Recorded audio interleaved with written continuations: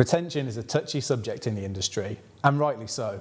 It ties up a sizable chunk of your profit, and collecting it can be a laborious and fruitless task. Let's take a look at how to collect your retention money on time, every time.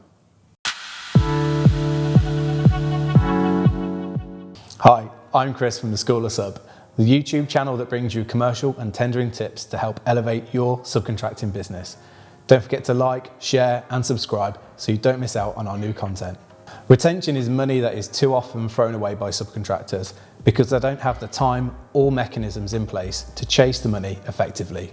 Before we dive in, let's take a look at some things you might not know about retention and how you can minimise your retention risk.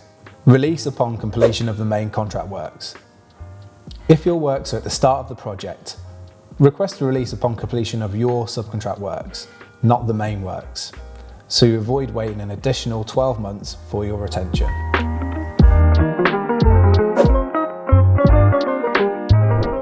If you have works that come in tranches at the start and at the end of the project, propose the contract to be split into two, or agree on sectional completion so you're not waiting a long time to claim your first half retention. When you're in the final account negotiation and the client is seeking a commercial discount, offset the commercial discount by requesting full retention release so you don't have to spend time and money collecting the debt 12 to 24 months later down the line. Retention debt isn't secured and could be subject to adjustment if there are defects in your work. So speak with your accountant about this so you don't overpay tax on your outstanding retention debts.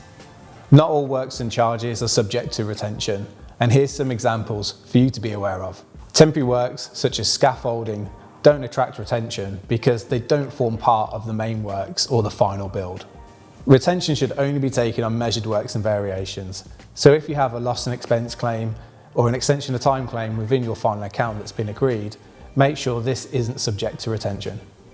Labour-only contracts don't typically attract retention, so if you're offering labour, small tools and consumables, be careful about accepting contracts with a retention clause. So now we understand retention better, here's your 5-step guide to collecting those retention debts.